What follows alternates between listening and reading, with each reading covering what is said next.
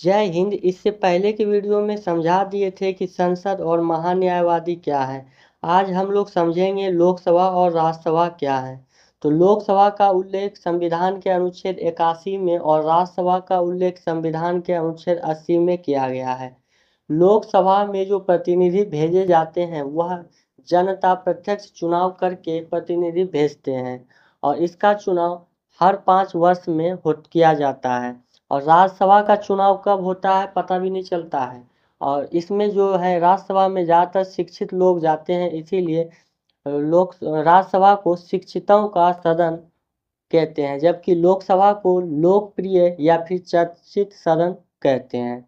कार्यकाल लोकसभा का 5 वर्ष का होता है और राज्यसभा का कार्यकाल कोई फिक्स नहीं रहता, मतलब इसका कार्यकाल कंटिन्यू रहता है। और लेकिन इसमें बैठे हुए सदस्यों का कार्यकाल जो होता है वह 6 वर्ष होता है।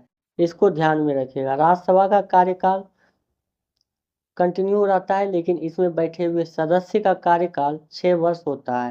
राज्यसभा कंटिन्यू रहता है, इसीलिए यह कभी भी विघटन इसका नहीं हो सकता है राज्यसभा का, क्योंकि यह कंटिन्यू चलते रहता है। लेकिन इसमें सदस्य जो है वह 6 वर्ष में आएंगे, फिर 6 वर्ष रहेंगे, फिर 6 वर्ष के बाद फिर उनका चुनाव होगा, फिर वो दोबारा उसमें आएंगे कि नहीं वो डिसाइड करेगा चुनाव के बाद।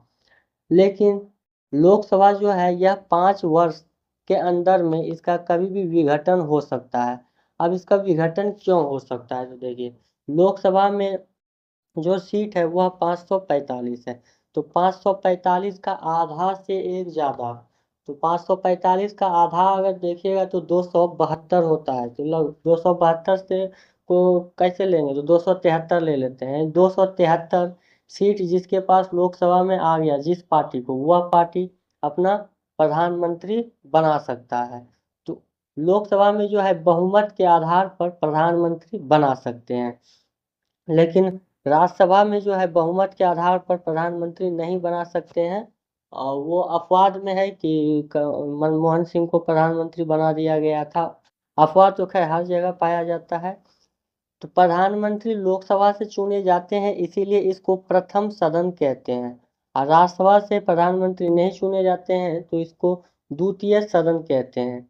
और एक चीज देखिए, लोकसभा का विघटन हो सकता है, इसीलिए इसको अस्थायी या फिर निम्न सदन कहते हैं। लेकिन राज्यसभा का कभी भी विघटन नहीं हो सकता है, इसीलिए इसको अस्थायी या फिर उच्च सदन कहते हैं। और लोकसभा में जाने के लिए आयु 25 वर्ष होता है, इसको ध्यान में रखिएगा। और राज्यसभा में 30 वर्ष, इससे 5 साल ज़्यादा है राज्यसभा में, इसको ध्यान में रखिएगा तो कभी भूलिएगा नहीं। लोकसभा में 25 वर्ष, राज्यसभा में 30 वर्ष। अब लोकसभा में जो इतना आदमी लोग बैठते हैं, सांसद लोग बैठते हैं, तो कभी कभी ये लोग बहुत हंगामा करने लगते हैं। तो इनको कंट्रोल में कौन करता है या फिर इनके ऊपर निगरानी क्या रखेगा, क्या ये लोग कर रहे हैं।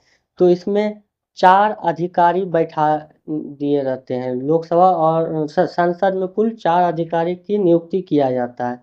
लोकसभा में जो अधिकारी बैठते हैं उनको कहते हैं अध्यक्ष और उपाध्यक्ष। और वही राज्यसभा में जो अधिकारी बैठते हैं उनको सभापति और उपसभापति कहा जाता है। चलिए देखते हैं सीट को। तो लोकसभा का मैक्सिमम सीट जो है वह 552 होता है, जिसमें कुल 550 ही है। 2 एंग्लो इंडियन का सीट रखा गया था, जिसको 2020 में रद्द कर दिया गया, कि बोल दिया गया कि अब से एंग्लो इंडियन का सीट को हटा दिया गया है। तो अभी वर्तमान में अगर देखिएगा तो कुल लोकसभा का 545 सीट है। और राज्यसभा में देखिएगा तो राज्यसभा में मैक्सिमम सीट 250 है, लेकिन वर्तमान में 245 राज्यसभा में लोग हैं।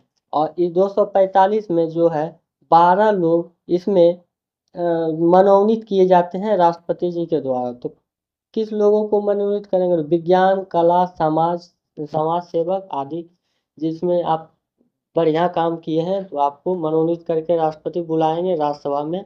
तो 545 में 12 को मनोनीत करेंगे राष्ट्रपति जी, और बाकी का चुनाव होगा और प्रत्यक्ष रूप से नहीं। अगर आप इसको समझ लिए लोकसभा और राज्यसभा को, तो आप विधानसभा और विधान परिषद को भी समझ जाएंगे। जो चीज़ राज्यसभा में है वह चीज़ विधान परिषद में होगा, जो चीज़ लोकसभा में है वह विधानसभा में होगा। जैसे इसमें भी जाने के लिए 25 वर्ष चाहिए विधानसभा में। विधान परिषद में जाने के लिए आयु 30 वर्ष चाहिए। जैसे इसमें भी अध्यक्ष और उपाध्यक्ष था तो इसमें भी रहता है वैसे ही, अध्यक्ष और उपाध्यक्ष।